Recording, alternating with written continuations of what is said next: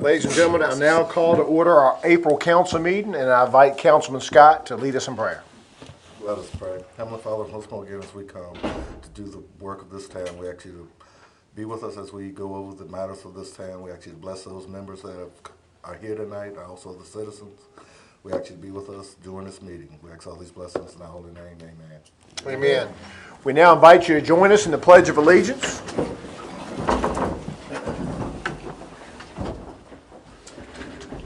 I pledge allegiance to the flag of the United States of America and to the republic for which it stands, one nation, under God, indivisible, with liberty and justice for all. All right. Good to see everybody. Good to see everybody here tonight. We have a busy agenda. We have 3 advertised public hearings. We don't anticipate a whole lot of dialogue on those, but we're going to have to find out more when we have the hearing. The first, these have all been, there's been one hearing held by the Planning Commission. This will be hearing number 2. The first request is from AKM Investments to modify a conditional use permit for 201 South Main Street, the old Peebles building. I think you hit it on the head. There was a conditional use permit granted for residential use on the second floor of a commercial building in the downtown area, 201 South Main Street to be specific. Request is made by AKM.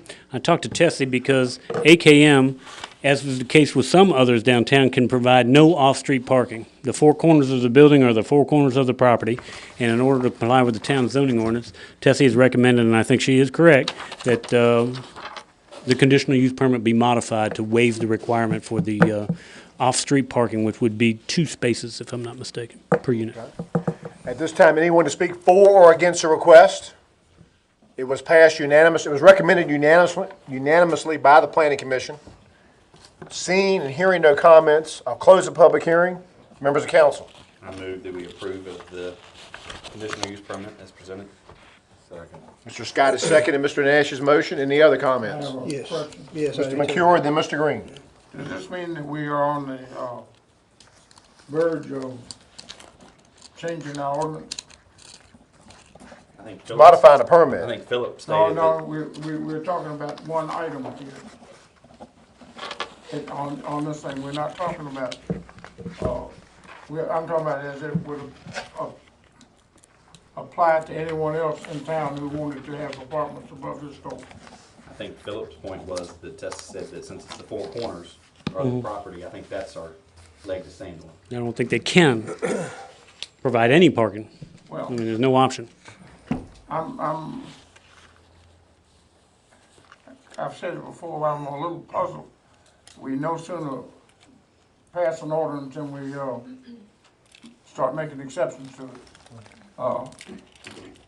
And for that reason, our ordinances don't really mean a lot or carry a lot of weight. Well, when you grant a conditional use permit, that's some folks will say that gives government flexibility. Some folks, such as what our point you're making, is the flexibility means you're de facto making rules based on each application. It tends to be inconsistent. That's what it appeared to me.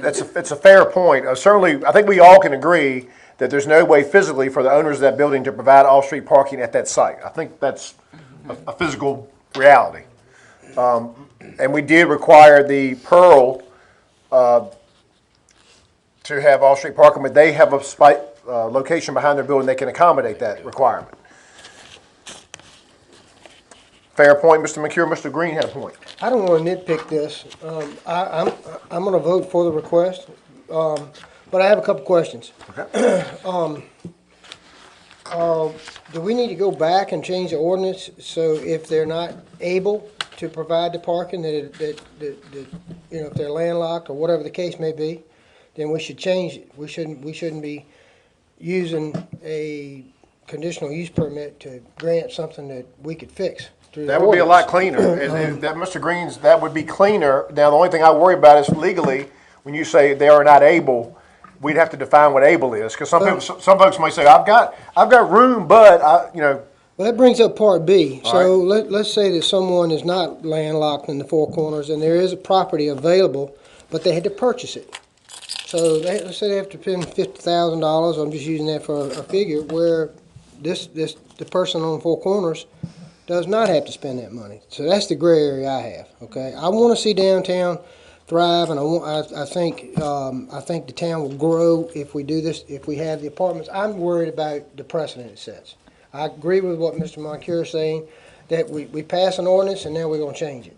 But in this circumstance, if there's no property available or you can't purchase property, I don't see how we could keep downtown from growing. Does that make any sense? It makes perfect sense. The only thing I would say counter, I think both points are well made by both of you. That building for many years was a major, I mean, Peoples in its heyday brought, there's no telling how many folks parked all over downtown trying to get in that store. You have a vibrant store there now, but you're talking about basically a single family that's upstairs. I'm not sure those folks are gonna, what I see from the Moody's, they park a long way away as to be good corporate citizens. And you're not really, technically, not trying to be nitpicky myself, you are basically not amending the ordinance. You are, by granting a conditional use permit, that's one thing, and I know Mr. Van Orbeck at the county level, conditional use permits like at the courthouse to give you all kinds of flexibility. But again, it's whatever this council decides. Some councils like flexibility, some want to be rigid and ironclad, and that's y'all's call. I would be very happy if we go ahead and call for the question, and if you would ask Health and Ordinance to Love it. review this. Love it. Okay? We have a motion that's been made and duly seconded. Before I entertain the roll call, I will direct the issue cited by Mr. Green and Mr. McCure, possible amendment of the ordinance for downtown apartments, the parking requirement. Tonight is roll call night, starting with, I believe, we're going to Mr. Hammer, aren't we? We are voting on what now? We're voting simply on the Moody's request, but I'm also referring the bigger issue to the committee. I vote no. No. The motion carries 5-2. We have a second public hearing that's been duly advertised and also recommended by the Planning Commission. This is a proposed change in the text amendment of our zoning ordinances. Mr. Van Orbeck discovered that adult daycare facilities are allowed in the town, just not in any zone. Actually, I will correct that. They are allowed in one residential zone that Jennifer, our town clerk, dutifully found and shared with me not too terribly Which long zone ago. is that? In the R2 zone, R2. which is the predominance of our residential areas. Who'd have guessed? But regardless, adult care facilities are like the equivalent of child daycare. These are adult daycare. These are daytime programs. These are don't stay overnight. And this particular program is proposed in a BG, Business General District, down on South Main Street. Cedar Hill Farm, I think, is a part of that building, is a Mexican restaurant and store. The facility is proposed in the BG district. The BG district does not have adult care facilities anywhere in this text, and we're asking that it be included as a conditional use permit, or conditional use.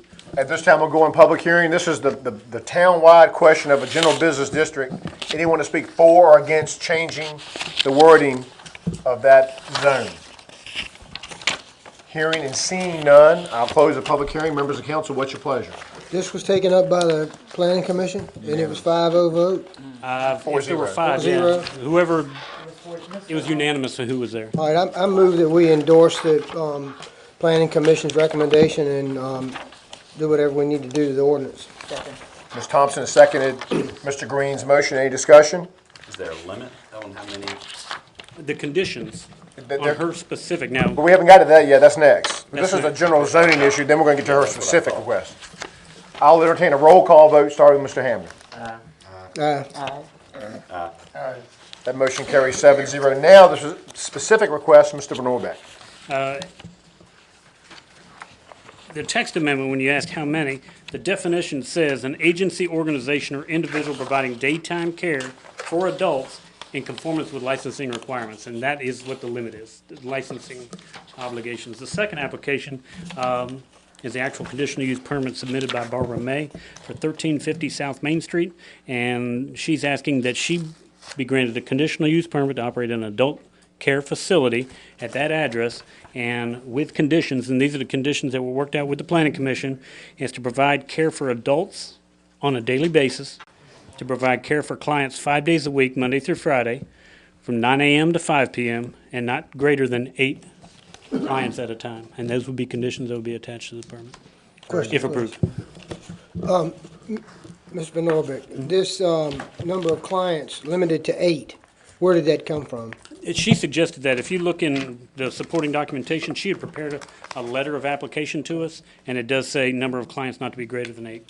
Do you think if this is, well, first of all, let me preface that by saying, I think this is a wonderful thing. I mean, I think Blackstone needs it. I can't imagine if I had a loved one, what this would mean to me. So I fully support it. I'm just curious if what we're gonna do tonight, if this is successful, or, you know, what about this 8? Is this etched in stone, or is it Well, something? any conditional use permit, the conditions are negotiable in the same process that we've gone through. That's important for before. the site. Every site's different. This is a pretty busy site, and that building is only so big. I think it's a very reasonable request. And it can be modified with appropriate public hearings and Okay, advertising. okay. Mr. McCure? I question the 9 to 5, and the reason I do is I compare it maybe to Kempston Forest, where people have to pick up their children by a certain time. Will 5 o'clock be long enough for people not to have, to be able to get there and get to, before they have to shut up and close the door? I'm not questioning the fact that I think it's a good idea. Right. I just wonder if the time limit is, Do we have the latitude to approve it for 8 to 6? Is agreeable with Ms. May, the Ms. applicant's May's in here. the audience. Well, I'm not, We need to go in public hearing first also. that would just give the flexibility. That's what I'm asking, okay. You have the flexibility. This is not a proffer. These are not considered a conditional rezoning proffer, so the conditions don't have to be set in stone and unchanged in between the two. You can modify the condition. Does that meet yeah. your concern? Because I was kind of thinking the same Yes, I thing. just hate to put them in a hammer down position where they've got 3 or 4 people who can't be picked up. Well, I think probably that, I don't believe anyone's gonna be out there with a timer No. based on, I don't think we're gonna be, unless we get complaints somehow, and I can't imagine complaints. Let's go into public hearing. Is there anyone here tonight to speak against the request? Anyone to speak against this specific request for this property on South Main Street? Hearing none, anyone speak for? It was recommended unanimously 4-0 by the planning commission. I'm hearing nothing but positives. Now, members of council, what's your pleasure? I don't want to hog up everything, but I move that we approve the request with the exception of bullet number 3. We authorize the hours from 8 a.m. to 6 p.m. Is there a second to Mr. Green's motion? Mr. Tucker has seconded the motion. Any further discussion? Just because it's one of those zoning permits, I will ask for a roll call vote, starting with Mr. Hamner. Aye. That motion carries 7-0. That's all the scheduled visitors we had. Anyone in the audience tonight who would like to address council, either at this point in the agenda, you'll have a second opportunity as well. I see some visitors here. If not, we will go to our minutes from our March 19th council meeting. Members of council? Excuse myself and just let the folks know. Absolutely. While Mr. Norek further chats, communicates, I move we accept the minutes of Mr. McCure has moved to approve and accept, adopt. Is there a second? Second. Mr. Nash is second. Any discussion? All in favor say aye. Opposed? The ayes have it. Now we have some, wait a minute, did I do that right? Now we're at visitors, and our first visitor is the Chamber of Commerce History Mobile. We have Jane Barnes. This is coming when? When is this thing coming? Well, we have 2 visits. Okay. The first visit of the Virginia World War I and II Civil War, excuse me, that was the last one. World War I and II wars, the history mobile for that. It's a combined thing. And it's a commemorative Profiles of Honor tour, and the mobile comes, it's a history mobile, and they come, and they will also be accompanied by let me be sure I get this, an M5A1 Stewart tank. Wow. And so the first time they come is 4th of July, and we will have them park in the municipal parking lot at Bevel's, and they will be open to the public, and will kind of coincide with the Rotary's parade down Main Street. Yeah, that's right. And at that time also, they will bring document scanning equipment, and the public is invited to bring related items, letters, documents, and then they will be accessible to the public in the Library of the Virginia Archives. So that happens on 4th of July. And then I tried to have them come for arts and crafts that Saturday. They're unable to do that, so they're coming also 2 days, Thursday, Wednesday and Thursday before arts and crafts, which is September 5th and 6th. And they will, that is the time that we will schedule school field trips for Kinston and the high school and middle school at Nodway. Very good. And I'm working with the library system. She's helping me, Jackie's helping me She's great. schedule those. That's awesome. And Are you looking for permission? no expense to anybody but the chamber, just a little bit. And but it's history, and I think it coincides with the our time in history right now. Absolutely. Ms. Barnes, I don't, World War I is 100th anniversary, and World War II is 75.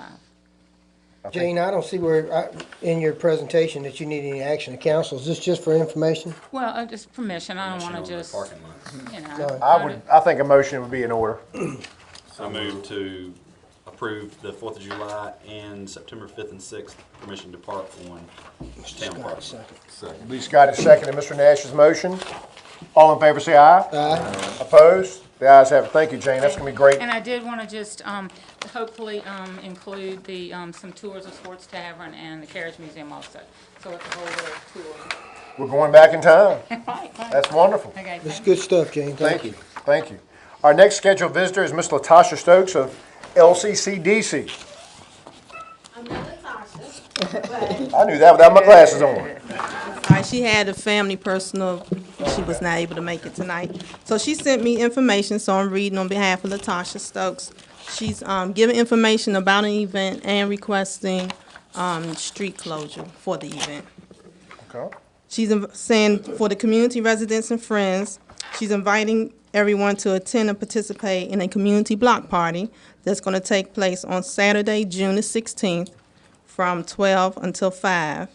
This is going to take place, the properties where Life Changing Community Center is, where the basketball court's over in that area. The goal is for us to be able to bring together the community and to offer the businesses to come out and to set up information. Want to have the community to be aware of what we have right here in Nottoway County. And it's for all ages.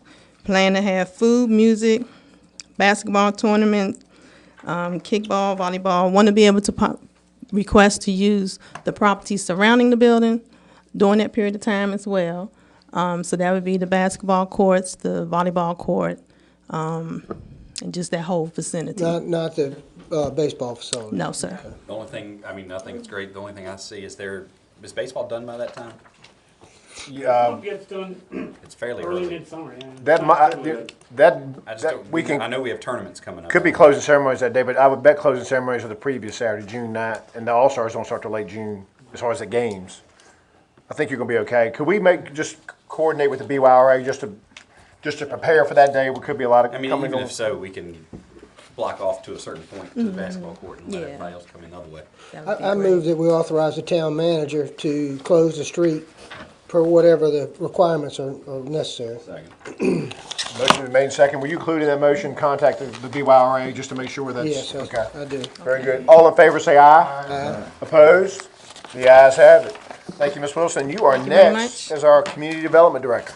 Yes, as the Community Development Director, I wanted to share that beginning May, we're going to have office hours, walk-in appointments for anyone who would want to come in to talk about anything referencing housing situations. The hours are going to be Tuesdays and Thursdays. On Tuesdays, it's going to be from 10 a.m. to 1 p.m., and on Thursdays from 2 o'clock until 5 o'clock. And again, this will be the time and the slotted hours where if anyone wants to come in without a scheduled appointment to come in to speak with me. And scheduled appointments can take place anytime during regular business hours. Be held here. Yes, sir, here in my office. Okay. Very good. That's outstanding. And the information will be on the website also. Thank you, Ms. Wilson. Could we get all these items that the chamber is doing on our website too, to support it? Yes, I'm sure Jane can, I'll get it to the person who could take care of that for us. Or just put a link up to the chamber. I know you have on your website, just put a link where you can refer people to it. Something like that. Y'all can coordinate We that. work it out. All right, thank Very you. good. Thank you, Ms. Wilson. You're welcome. Thank you. That is all our scheduled visitors. Anyone who would like to address council now? If not, there's a time at the very end of the meeting as well. Again, seeing and hearing none, we'll move on with our agenda, and that is the fire chief's report. We have both the chief and the deputy chief here tonight. Good evening. Good evening. Kind of have a lengthy agenda. Regretfully, I guess the main highlight is we were turned down for the FEMA grant for a new aerial device. It was a quick turn down. I guess the first run of them, they haven't even started awards yet, and we were turned down. I certainly would hope that we continue to pursue that because I do not see a aerial device coming out of the town budget for 1.3 million. We were hopeful for that one. We were very hopeful. Fortunately, you know, you had the grant writer. You did pay for it this year. They did the work. We could make modifications and submit the same thing next year. So the groundwork is really done. We get a critique. We get a critique back saying, "Dear Blackstone, here's why we did not fund your request." No. That stinks. I wish you could. You know, nice to know. What are we too rich? Are we? Did we? Yeah. We got too many members. I mean, what's you know? I'm really hoping once Fast C takes off that we'll have a stronger push. You know, right now we're having a whole bunch of what ifs for hotels and stuff like that, but certainly can increase our chances the more we have it. But we certainly didn't put forth a valiant effort on the grant. Maybe we could build a facade out of just a tall building. So look at that new hotel going up. We got to have that ladder truck. All right, what else? We reached out to some vendors for turnout gear. As in the past, our primary turnout gear is our sole vendor because of districts for sales reps. The other one that we reached out to is a different brand, and we never heard anything back. So we did try to switch it up to see if we could save some money. Turnout gear alone is right over $15,000. We still have to do helmets and gloves on top of that. I'd like to ask permission to go ahead and pursue up to $20,000 worth of our capital money. What is this website, this state gov website? EVA.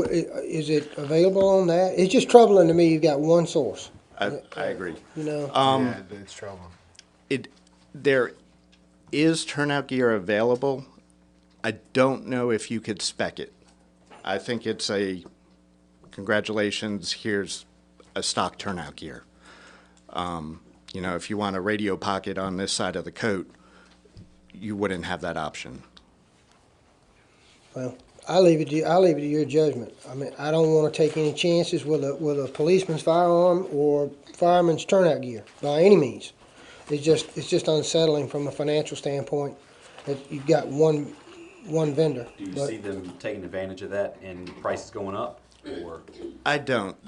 The other vendor that we reached out for a different brand is a local rep, and I was really expecting them to come in higher than what we got, and that might be why they didn't even All the cards.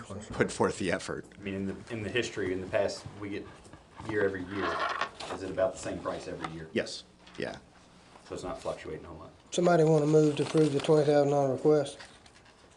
I'm tired of making all the motions. So moved. Second. Mr. Scott has moved, Mr. Green is second. Just for the audience's benefit, generally speaking, what's it cost? If I walk in there tomorrow and you're like, Billy, we're gonna put you in full turnout gear. What's that gear cost new, generally speaking? Helmet, everything, gloves? 3,000 for coat, pants, helmets, $300. Gloves are 60, hoods, an air pack, we're averaging $4,600 to $4,800 for an air pack. So you're right over $10,000. So when you see a firefighter and you marvel at his or her gear, you're looking at about 10 grand new. That's That's what's the your life life on it? expectancy of what? The life expectancy of turnout gear now is 6 years compared to 10 years. And Isn't that even, special? yeah, and the Yeah, fa- They can sell more of it. yeah. That's interesting. I didn't want to belabor the point, I just thought that would be interesting for the audience. All in favor of the motion, say, Over 10,000. we're over 10, Mr. Green is right. Roll call vote, starting with Mr. Hamner. Aye. Aye. Motion carries 7-0. Thank you very much. Hose testing finally is a good year for it. We only had 5 sections fail. If you remember, probably 2 years ago, we had over $10,000 worth of fire hose fail. So we're finally in a good position with our fire hose, and we don't need to replace any of that failed. Pump testing will take place next month. The Easter egg drop was a great success once again this year, and we had a beautiful weather. Fundraiser the 5th of May. Devin Foster is going to be doing some ribs and butts for us. You could go to our website if you'd like to pre-order some. We do deliver. I'm sure the majority of you know about our aerial device being involved in an incident when it was pulling out of the station with some damage to it. It is in Roanoke currently for repairs. We'll be out of service for about 3 to 4 months. We are talking to some vendors for rental. We do have in our insurance policy a rental provision for a fire truck. Nice. So we're trying to see financially if they will work for that period of time frame. Very good, very good. Big thing we have coming, we have a program that's being offered by the Virginia Fire Chiefs Association and the International Association of Fire Chiefs called Emerging Leaders. They have a speaker coming in from outside the state at no cost to us. We're expecting about 60 participants throughout the Commonwealth to come to the fire station to attend this course. So we're kind of opened it up, and we're kind of excited about this. As you probably saw, the budget is going to be, I believe, announced Thursday, the county budget. In the paper, it appears that each emergency service agency got a $20,000 bump this year. Hopefully, the county budget will be approved as such. This is our first quote-unquote raise. 1.8 set of turnout gear, right? Well, you've been Just getting, Well, kidding. full set, Just kidding. but you've been getting 25,000 a year since about 1995 or 96. That's correct. Okay, so now they're going to go to 45,000 a They're year. going to go 45. Not bad, and by the way, they're going to get a lot more money because our Blackstone Fire Chief, ladies and gentlemen, did some math last year, and because the decals were not being enforced aggressively, I think you're going to see a big infusion of more cash from the decal fee than you did the actual decals. I hope so. Good job on that. Might be a whole bunch of upset residents if they have to pay it, but All right. I'm hoping it will bump up. We know where it's going. It's going good stuff. And as discussed last month, we've increased the membership. We already have 3 new members that we brought on last month. As you're aware, we had a list of them, and we decided not to bring them all at once just for management of new members. So we're kind of spreading it out over time. It's great. And their names are listed. So Outstanding. Any questions of Chief Tomer? Just hold your place. I'd like to confer with the council about the budget for the fire department. The fire department has been paying for their own lawn care and upkeep of the building, outside the building, having to raise the money through donations. We don't mind throwing it in their face that it's a town-owned building, and therefore I think the town should pay for that, and they can use their donations and their hard work doing these fundraisers for other products. But it's a town-owned building, and the town should be paying it, and I'd like permission from the council to put it in the budget and go ahead and get bids, like we're doing some other, we're getting out of the lawn care business. Okay. I just wanted to I get wasn't really the fully aware pulse of that. I just I know I've seen the grass being cut, but I just kind of assumed the town was paying for it. I'd like the pulse of the council before I go to the finance committee. Does anyone object to Mr. Green's direction on the finance committee? No action needed tonight. Does anybody have a problem? All right, well then proceed on with that. Very good. Good point. Learned something new tonight. thank you, sir. Any other questions for Chief Tomer? Outstanding. All right. Your Thank you lengthy very agendas are still pretty quick. We appreciate that. Appreciate that very much. Moving right along, ladies and gentlemen, you have the payment of bills. Bills already paid totaling $565,806.61. What is your pleasure? Move to approve as presented. Second. Ms. Thompson has seconded the motion. Any question about any of the line items? I do. Yes, sir, Mr. Green? The Anthem Blue Cross and Blue Shield, 2 entries, one for $54K and one for $52K, and both say March health insurance. I'm sorry, that's an error. One is for March and one's for April. Okay, all right. And then the other one I have is for, I guess the acronym is TAPCO, for business op course, $6,030. That's a bus training course, but it's fully reimbursed. I see it as reimbursable. I just was wondering, that's fine. That's all the questions I had. Thank you. Mr. Nash? For Biggs Construction, Main Street, 29,000. That's for the, Is that for the I don't alley? think it's the last, but it's one of the last drawdowns for the South Main project from Okay. Bagley Street down to 6. Yep. I still think there's some retainage money that has to get dealt with, but that's the next to last thing. Okay, any further discussion or questions on these bills? Motion has been made and second. Because they're over 10,000, we'll ask for a roll call vote, starting with Mr. Hamner. Aye. Motion carries 7-0. The next group of bills to be paid total $232,191.46. Move to approve. Motion been made by Mr. Green, seconded by Mr. Tucker. Any discussion on these more extensive bills? I have a couple. All right. I don't know if it's so much question in the bills, but maybe some collateral information for me. Trident National. What item are you, what Police department? Department, I'm sorry, Mayor. Page 2, top of the Gotcha. page. Yep. Trident National for pre-employment drug screening. And then the next item is random screening. Are we using the vendor here in town? That's action testing, and I think Rachel and Jennifer, she handled the transition, but I think we're finalizing the Trident work, and we're using action testing based on the bids that you've received. Okay. Yes, I don't know why was that, I think that was that a previous bill before we, okay, it was an old bill before we went completely to It was action action testing. testing. Now, look, Oh, that's great. And I'm sure that's more convenient too. Yeah. All right. it's working to our advantage. We don't have- $10 charge is amazingly low for random screening. I didn't think you Pretty low. could touch that for $10. Yeah. Good grief, all right? They're hired. Page 4, in cemetery, we have 11 headstones repaired for $975.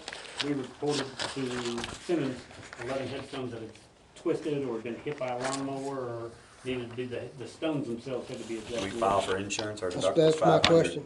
I don't know I mean, we can exactly get- when they happened. Well, the Only question costs is, 400 and the something. question is it one occurrence or is it, how many is it? It's 11, or is Probably it over 11, time, or is just it different 11 time. occurrences, you know? And therefore, that was the reason I asked. Do we group this all as one claim? If we do, it would be, I think it'd be worth trying I to, don't think it's worthy of a claim because we don't know what happened to them. One of the stones was turned completely at It's a, probably gradually done, just the land shifts and that sort of thing. or- some of the old ones are like that, but some of these were pretty new. I don't know if somebody just went down to the cemetery and pushed one of the stones to the side, but we had 11 on the Justin had identified and wanted to. And that doesn't come out of perpetual care? No, not perpetual care. perpetual care is an insurance When we go as the policy, town folds. town Comes out of folds. the,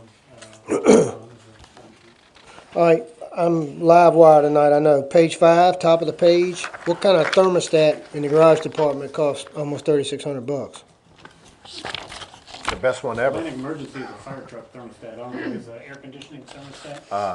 Atlantic Emergency is the Pierce repair. That answers that. Regionally or locally, so Yep, there you it go. has to do with one of your fire trucks. That answered that. I think anything fire truck is gonna be. Anything Pierce. Yeah, so, all right, page 7, under the bus shop, S. Walker Construction for 2720 in Cole Harbor. Isn't it Cole Harbor in the county? It is in the county, but if you remember, we extended or intend to extend the bus line to the Cole Harbor Apartments. Right. As a result of the follow-up to the Nottaway Avenue project. And now with the slab, the Rotary Club donated the shelter, and is installing a shelter, and what the town did through the bus system is put a slab. And that's reimbursed through the bus system. Reimbursed through the bus Reimbursed system. through the bus See, like I said, I wasn't critical, I was more educational. Are those, Thank you for humoring me. I had a constituent ask, could the bus department, whatever, pay for more bus shelters throughout town? Is it possible? Philip, I had mentioned the one about Maven Avenue to you, that's why. They can, but it has to be done through a capital project, when did we do, budget for the year, so we won't be able to do that again until the FY 2020 budget. But we can do that. Let's put it on your radar. What does a bus stop cost? It costs the Rotary $5,000. Yeah, they range depending on what you want. And looking at it, it's very similar to the one that's at the medical center. That's a good one. Kind of a I like that, Yeah. yeah. dome shape. While we're talking about bus, how far along are we? Aren't we close to surplus and one that we were gonna keep? We have, For the Christmas light tour. the bus is already So it belongs to surplus. us? And it is Surplus? sitting at the shop, and we probably need to do a little work on it. and Make keep it it Christmassy, on. make it all Christmassy. We can use it for other things too. Pardon? It's gonna be ours. We can do it, the council and the town can do whatever they want with the bus. Okay? Mhm. As long as we have an appropriate CDL driver, because I think there are more than 14 seats working. I'm making these last three ones good ones. Sorry. I'm sorry. I'll hush up. CDL, what is it? I like that one. CDL plus, there was a CDL and something else. Well, that's more for our hiring purposes. Legally, you only have to have a CDL to drive that because of capacity. More than 14. All right. Moving right along. Wait a minute, we make sure, we have a motion second, we need a roll call vote on those bills as well, starting with Mr. Hamner. Everyone, You can ask for questions all the way down the road. Oh, I'm sorry, go right ahead, yes, sir. Thank you. I normally I don't have to do that, normally y'all are all in.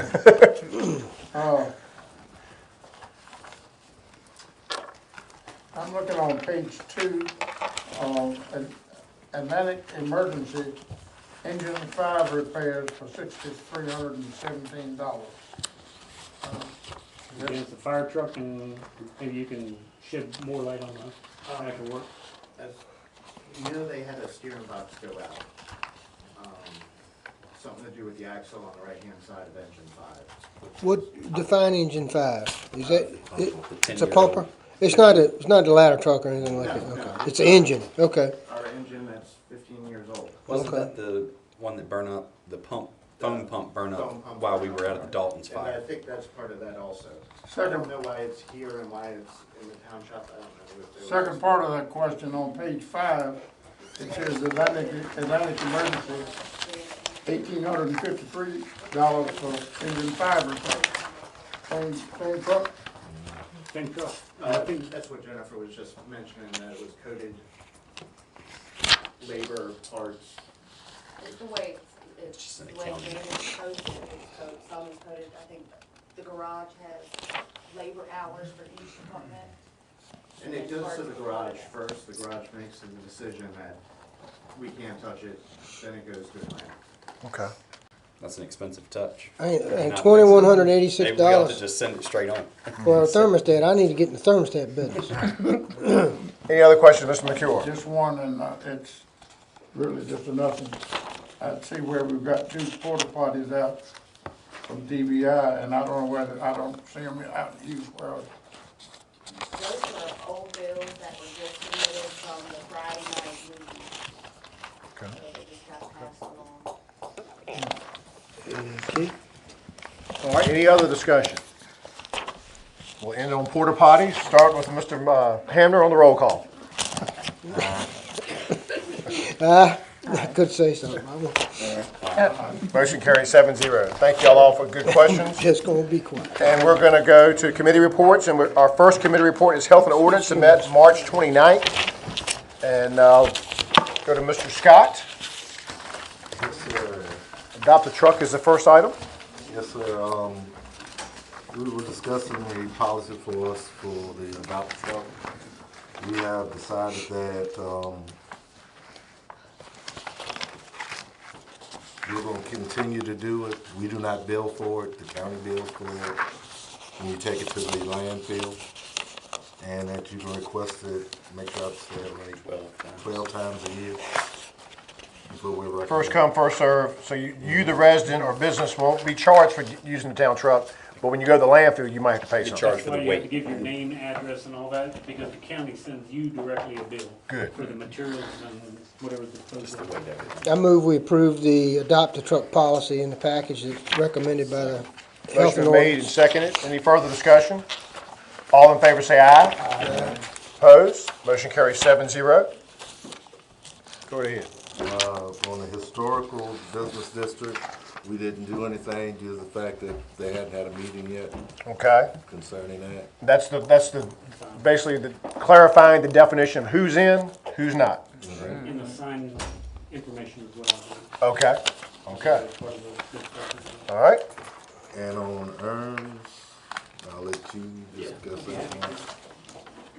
As you know, and we're happy to report today, As you know, Jennifer and Allison Payne have started the ERMS collection process, and that ERMS collection process allows the town to attach the state tax returns to our standing utilities. I reported to council since 1992, I think there's in excess of $400,000 of old, uncollected utility bills. People have left, we haven't been able to find them, and I'm glad to report today we received our first check of $22,000 today, which is about 5% of our total amount based on ERMS. And From the state, not from one person, it's just a collection. from the of state, some. basically the state collected those folks' tax returns and turned them into us. 22,000, in excess of 22,000. That'll be up for this year, or more might come? We're gonna get another When- next month. Okay. The ladies have done spectacular Outstanding. with It it. is It's great work. It is spectacular, and that was without prompting, other than, man, we really need to focus on Said collections, they were working on a commission. and they found out how to do it, yeah. Yeah, it's great. But ERMS, and the question is about the appointment of the Planning Commission, there has to be a hearing officer or a hearing panel or body or an arbiter, because people do have the right to appeal. It should not be town council, it should not be staff, it should be as independent of a third party, unemployed by the town, not employed by the town. There have been some discussion. I think the town of South Hill used their Chamber of Commerce director. I don't know if we got a lot of traction with that.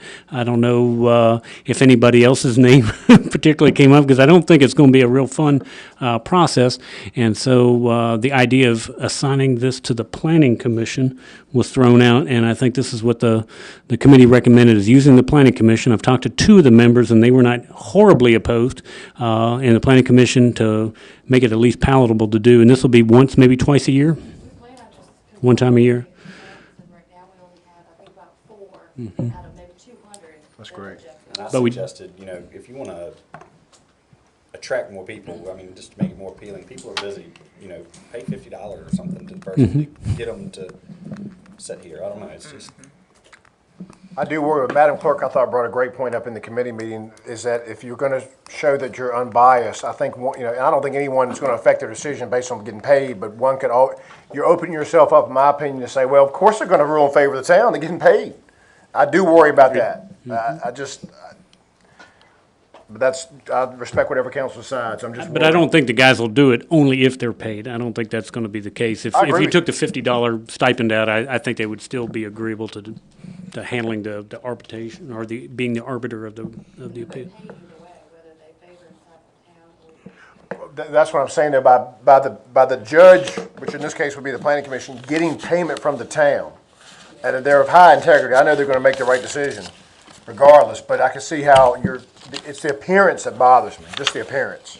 I don't find it any different than the Honorable Mayor Gravitt getting paid, and it's the Commonwealth versus you on a speeding ticket. True. you get paid for jury duty. I mean, That's true, you get paid $30 a day from the store, whatever it is, and Yeah. that doesn't mean you're gonna rule in favor of we it. brought this up prior to, I believe Philip came up with the idea of the planning commission.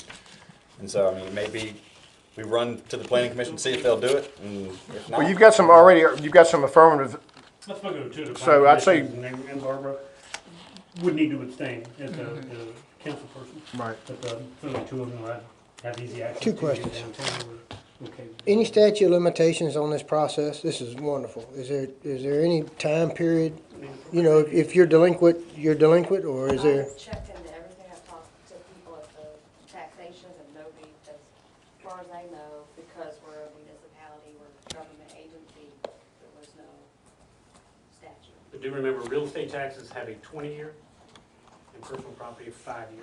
That's why I was a little confused. But we checked into it. Okay. We could not find All right. anything. let me stop with just one quick question there. Of the money we've gotten so far, what's the oldest debt that you recall that we've gotten? How far Out of my back? office, but I'd say you got some 1990s in there. Really? I would say 97. Wonderful. It's good. Okay, go ahead, I'm sorry. No problem. So if I'm hearing this correctly, the planning council the planning commission would be the ultimate, the buck would stop there. Yeah, I don't You think wouldn't be able to there's a- come to us or go to court or I think an appeal of their decision would be in a court setting. in I think they a would court. have It would bypass to file us. suit or whatever. I don't think it would come to the council. Yeah. Well, if that's the case, I move to approve the request. And Mr. Green is moving to appoint the planning commission as the appeals board and pay them $50 per meeting, per member. Is there a second to that motion? Second. Mr. Nash is seconding. Any further discussion? All in favor say aye. Aye. Opposed? Motion carries 7-0. Food trucks, Go ahead, Philip. short version, please. I'll get us started and then Tessie can join in. We got food trucks, itinerant merchants. Trying to get it all in my head here. All right. I think that the committee asked me to have Tessie take a look at, we've got a situation where we have a home occupation, a properly licensed home occupation, which in the town of Blackstone can be done in a residential dwelling, not more than 25% of the square footage of the building, and there's a series of other obligations, one of which is the outside appearance of the residence can't change.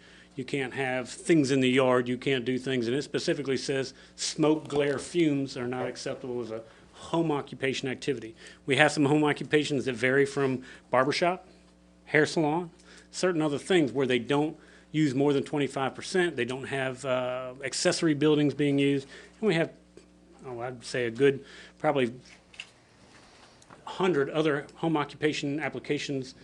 Eric probably has a home occupation permit. People that do work out of their home, but don't do work at the home necessarily, okay? We have an issue up there on Brunswick Avenue where a duly licensed home occupation is creating fumes and glare and smoke. They're cooking barbecue. Okay, so the issue has come to us before. I don't think it's any secret that wood stoves and all those kinds of things have generated some discussion in the neighborhood. As the zoning administrator, my determination was, no, that's in violation of a home occupation. Okay, so then there was some discussion in, well, if an itinerant merchant is allowed to set up outside the historic business district on a public street, can I do it from a food truck? And that's where Tessie comes in. That's the gray area where Tessie comes in. We also have some issue about 501c3 and doing things like that. And how many times a year am I allowed to cook for a 501c3? Downtown cooking was brought up as well. Downtown cooking. Yeah, across the street from Barbara. Ah, got you. Go rewind real quick, Mr. Novak. You mentioned the person on Second Street was a duly licensed. They have a business license to operate a home occupation, but the activities that have been taking place in the gotcha. past are in violation of the zoning. Gotcha. Understand. All right. What's the question about the 501c3 now? The town, the state code, if I may, Yes, you may. Yes. the state code says you may cook for a nonprofit activity, a duly recognized nonprofit, 4 times a year without having to pay taxes on the revenue or the meals We're not in tax public hearing. on that food. but let him okay? answer. Anything in excess of 4 times has to pay meals tax, and that's really where we got involved in meals tax. That's the town meals tax ordinance. And that's where we raised the question in committee. Is it 4 times per 501c3, or is it 4 times per per cook? It should be per 501c3. If I want to go cook for every civic group in the world and do 4 times for the Rotary, 4 times for the Gators, 4 times, I think that complies with the ordinance. We just wanted to clarify. Okay. Hold on, wait, one at a time. One at a time. Mr. Miller, briefly, yes. Okay, so you're saying now the Gators are 501c3, so we can cook 4 times a year. Without paying taxes. Okay. We just wanted to clarify it because we've had so much debacle about it. Is it fair? Is it not? So we wanted to clarify. Is it 4 times per year per group, per cook? What? Where? It's just been. So you came up with this 4 times. Oh yeah. Well, it's been the meals tax ordinance since the year 1994, I believe. Tessie, I now, Mr. Mitchell and then our town attorney. Does that apply to everybody, even like the churches and stuff? If they're churches non-profit, yes, sir. Right, but we have our cookouts for the town. In a calendar year, you're fine. Cookout number 1, number 2, number 3, number 4. But by the ordinance, I mean, for the police department. You're not. That's a town entity. you're not selling. You're not selling. You're not selling. You're not selling. You're giving. Just ask. That's right. Right. I'm gonna give the floor over. I'm gonna give the floor to the town attorney to clarify this about the food truck issue. Yes. And so I researched it, and my conclusion was, so long as there is the permanent fire pit that is used to cook the butts, which I believe is in the yard, that, you could never be duly licensed as a transient entity or a peddler, because by their very nature they move around or they are not there all the time. Hence, food trucks moving around. So as long as this person is conducting part of their business in a permanent area, and the permanent area would be they have to cook it outside, then they could not be, at least in my interpretation, they couldn't qualify for a permit of a food truck or, the transient or the, Peddler. yes, thank you. But, it may be a different issue if they're cooking inside of it. Right. That could be a different issue, but as long as part of their business is in that permanent structure, it is outside of it, then my interpretation is you're not wholly transient or a peddler, and so it would be my opinion that you wouldn't be able to. So if they're not cooking in a permanent pit, so be it fire pit, whatever it is, and they've got grills, but that's creating fumes and smoke, so it's not allowed. Well, but then you're dealing with a different issue. Then you're dealing with the home occupation Yeah. permit. It's a slippery slope because you have your home occupation permit. Well, the way I read that is, you are, okay, are you saying that they're using the grill and cooking? Yeah, tow behind grill, you can hook to the back of your truck. I mean, is that considered, to me, it's putting off fumes and smoke, so I wouldn't think that it would be, because Philip said, As far as the home occupation, I've just Yeah. got a, You're right on the home occupation, that's it, that's easy. But what if you decide to get the best food truck in the world, you can just go fully mobile, and you're cooking along in the food truck, and you're producing smoke, but you're I think the interpretation, if it's being cooked outside of that food truck, and it's not an itinerant, is that correct? Or it's being cooked inside? Well, I didn't specifically get into that issue, and so I can look at it more if you want. But, I think that it would depend on what type of grill it was, where the grill was placed. Does the grill have wheels? Is it permanently affixed to the ground? Is it part of the food In this truck? particular instance, I think the majority would be on wheels. on wheels, On correct. wheels. Towed behind typically a pickup truck or whatever, but it wouldn't be part of the truck itself. If it was a food cart or a food truck, the cooking would take place outside of the food truck. Can I recommend this? We're talking about basically a hypothetical application that no one can get their hands around. Let's ask anyone that wants to do these, that has curiosity about this, to submit their proposal. Yes. That way, our town attorney can say, check, check, check, oh, that doesn't comply. Because we're talking about 2 or 3 different things and wondering who it is, what kind of truck they got. I just don't think we're all going of to it get goes anywhere back tonight. to the one instance though, so that's. Right. But I do think the town manager has correctly, I think you have certainly correctly identified the home occupation That's easy provision. one, though. That's The food easy. truck is The the smoke, Yeah. the smoke takes care of that. You can't do that. Correct, I agree. Yeah. And it's going to depend on, what exactly is the proposal. Right. And what are the details of the proposal as to, is it a home occupation? Is it a transient or a peddler's? One quick question is hypothetically, if I at Brunswick Avenue, and I live in an R1 zone, decide, you know what, and I say I'm retired, I'm gonna cook for fun, and I'm gonna give what I cook to the fire department some months, Rotary Club, I'm not making any money. I just love cooking. And I got left a bunch of money by somebody I didn't know, and I just wanna cook. What happens then? And I'm generating smoke? Mr. Russell, How about your neighbors? You gonna be out there cooking all the time and the smoke going in their houses and all? I wouldn't wanna do that, but I just suppose I didn't care about my neighbor. That's what I'm talking about. Right. You think you can do exactly what you wanna do on your own property, that's true. But that smoke leaves. As long as you keep that smoke on your property, you're all right. I agree. Well, and I think that the other issue that it brings up that has not been touched upon yet either is the open burning laws and different things like that.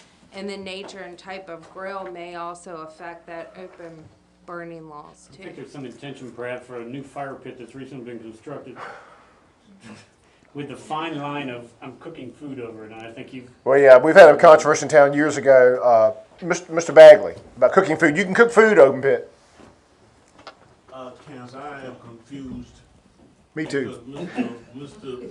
Norvig went up there first talking about the Brunswick Avenue cooking. He didn't say whether that person can continue or stop. Then we started talking about cooking across from Ms. Thompson's office. We didn't say whether that person is going to stop We need to clarify that. or You're, not. It's all Then entered. we went to start talking about the mobile units, and we did not clarify, we went to start talking about the different types of mobile units, whether it's inside cooking, outside cooking, or on wheels. And all of it comes from the same where- source. What's the outcome? well, let's take it, let's, I think the mobile is where things got confused. I do think we can clarify very simply. On Brunswick Avenue, can the person continue to cook? And the answer to that is no, because it's not it violates the home occupation standards. He is doing something outside his home that's changing that, and the ordinance specifically says smoke, glare. And Philip has said that all along. He has. But we brought it up to committee just to clarify all the other issues that have come out of the same issue. Right, and issue number 2 is the question of downtown in the historic business district. What says the law and what says our ordinance and what says council, I guess in that regard. Now, if I want to go and, cook across from beside Farmer's Cafe, which is a very popular spot, is there a prohibition on that in the historic business zone? We haven't, if there is, certainly haven't enforced it, because people do it for, I assume civic clubs, I don't know if anybody does I it think it's civic. necessarily, but they do it for civic clubs, either a stew or barbecue or whatever. Not all of them, but majority of them. Is that considered, because itinerant merchants are not permitted in the historic business district, if we remember correctly. So that was the question, are they allowed to cook multiple times for civic groups in the downtown district? And I don't think they meet the standard necessarily of an itinerant merchant. Right. That's where the 501c3 or the recognized nonprofit groups come in. We just need to define it. We brought it up because even Ms. Thompson said herself that the fumes are noxious, especially just within the building. It's nowhere for it to go. So they just stay in downtown. And the smoke is the same whether it's nonprofit or for-profit. I got a silly question. Yeah. Why did the town years and years ago ban leaf burning in the town of Blacksburg? Because the state made you do it. It was a Okay. 1994 But open why? air burning. Why? Because of the smoke Right. and the danger. I mean, we can sit here and debate about what apparatus you're using to create the smoke, fumes, glare, whatever you want to call it. I mean, there's just places in town where it's not appropriate. It's not appropriate in residential zones. It's not appropriate in historical downtown district. Right. But just remember now, let's got to be careful, because lo and behold, Arts and Crafts Weekend, one of the things associated with Arts and Crafts is the smell. Bobby Daniels and them cooking on the lawn of Swartz Tavern. Is that not in the historic business district or not?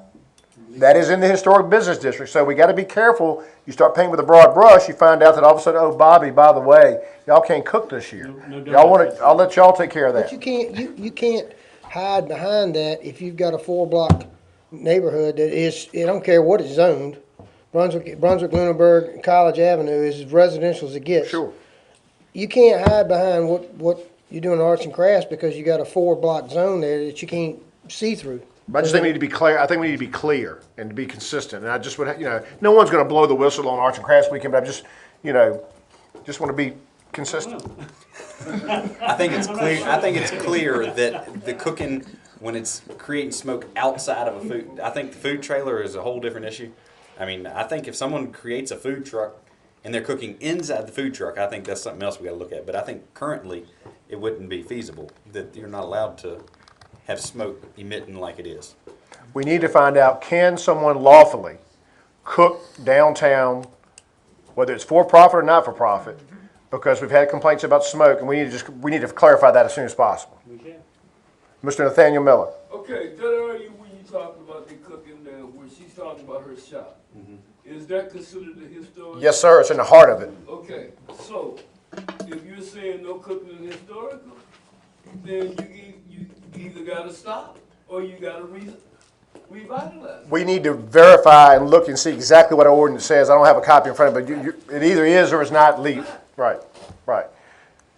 Well said. So no cooking at Second and Brunswick, correct? No cooking at Second and Brunswick. Outside of a Okay. food truck. We're gonna Until find he it. brings a food truck up, who knows? Then we'll have to see. deal with the food truck. Then we'll have to deal with that. But status quo, not allowed. We'll find out tomorrow whether, what our ordinance says about cooking down in the historic business district. So we can find, because there are probably some sales coming this weekend. We already know that food trucks are not allowed down in historic business district, correct? That's correct. Or town property. So this may be a whole new issue where we've got to create a policy, I guess, for it. It may Maybe be. we'll have to idea. Now, one other question that we need to, and I don't want to belabor this thing, but how many times are you allowed to cook for a nonprofit without paying taxes? We know that. But what if you're willing to pay taxes on it? Is it then a business? No, I think you keep it 4, and if someone want, then if I'm the Blackstone Fire Department, I do my first 4, I'm not collecting meals taxes. Sales 5, 6, and whatever the rest of the year, I'm collecting meals tax. But I'm still a nonprofit. Suppose, we've got several stew people. Lots of them, good ones. Suppose he cooked 4 times for the Methodist Church and 4 times for this hunt club and 4 times. He's a wonderful human being, and he doesn't have to collect taxes either at any time. So he's saying. So therefore, if you're doing it for separate people, Yes, sir. it's a separate entity. When I do Crenshaw, though, when I get to number 5 for Crenshaw, I'm collecting tax of that, collecting meals tax. I think we need to look at it as it's per 501c3 organization is only allowed 4. We don't even need to think about the cook. Who cares who the Correct, cook is? correct. It's per organization. That's right. They're allowed 4. That's who's fundraisers a benefiting. year. That's who's benefiting. And that's not per one location, it's per organization. Per calendar year, that's correct. Now, what am I gonna tell my twins we talked about when we got home tonight? Because I don't even know. So, do you need any action on us about Second Brunswick? I think the policy speaks. The zoning administrator has made a ruling. If I'm a wise person and I'm trying to figure out a way to do multiple of these, am I allowed an unlimited number of barbecues at my home? If I say this is for my home club, this is for the church, that's the question that I have about it. I'm sure the 4, but after 4 it becomes a business just like any other, because you're paying taxes on it, right? So it seems to me there shouldn't be more than 4 per situs. Oh, you want to amend it to that? I think that's what you gotta do, otherwise you're gonna have Chief and I and Sam Murphy going around saying, no, who's buying these? And can I see your paperwork and all those kinds of things? I think you get 4, not to exceed 4 per site.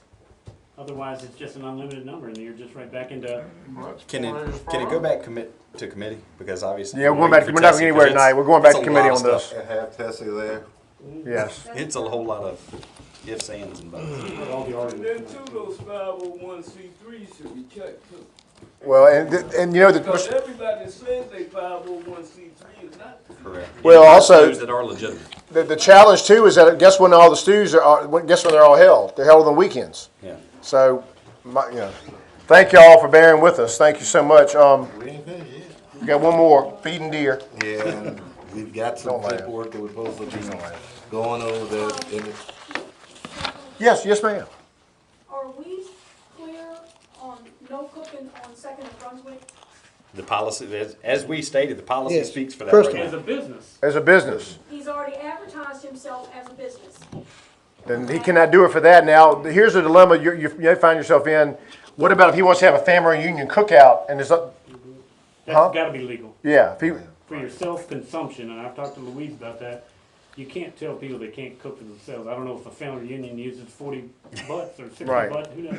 But when you bring in 3 smokers on the back of trucks on wheels and you cook massive amounts of stuff and a pig, you know, that's enough. That is over a period of 3 or 4 years. This is enough. right. We've had enough. Well, do we have, not to get too in the weeds here, do we have any reason to believe that there's going to be a continued cooking there, but for free? I've not had any indication. I think, I believe it's moved out of town, moved hopefully. to Sloss's over there. Okay, okay. The cooking has. But there's a fire pit that just went up yesterday. And I think therein lies the issue about I'm cooking know that. food over the fire. And Now, if he's cooking 4 and 5 pigs, then there's an issue, I would think, but. But the ordinance doesn't say that. The ordinance says you may cook. for fire. Fire is set to cook food. So I'm going to refer this to committee because I think we need to put more teeth in the ordinance. There's no cooking on Second and Brunswick. There's no cooking for profit. Profit. for money changing hands at this, that's correct. So what we're gonna do, Mr. Russell, I can tell y'all are uneasy, I can totally understand. We're gonna expedite this and try to make sure this ordinance has more teeth in it to prevent a situation that you're envisioning. I did not realize a food pit was installed yesterday or this week. That's interesting. I did not know that. But the way it stands now is we're a town of laws, and the law states right now I can go and have cook food over open pit for consumption, not for sale, but for consumption. So we need to, see if we can be more clear in that for a situation you're concerned about. But I think what I'm hearing now, at least for now, the operation at Second and Brunswick has gone out of town for the cooking. Except for this new pit. The new development. Learned about. I don't know anything about that. But Could town staff tomorrow confer with the property owner we're talking about and find out what's going on? Just say, look, what's going on? Can we do that? Yeah, I think Phillips tried. I think. Okay, and maybe get something in writing. Could you just okay? Thank you. Anything, Mr. Scott? You've got one more item on deer. The deer, we got some information. We're going to go over it and bring it back at the next meeting. And on the pole attachment fee, go ahead, Phil. Jesse had given us some drafts, and I think that what we'd like to do is at the June council meeting, have a public hearing and adopt, and have a full number of polls selected and the anticipated dollar figures, and we'd like authorization to advertise for the June public hearing, while we're doing budgets and all such things, for a poll attachment fee, and there will be an estimated cost that you would hopefully reap from it.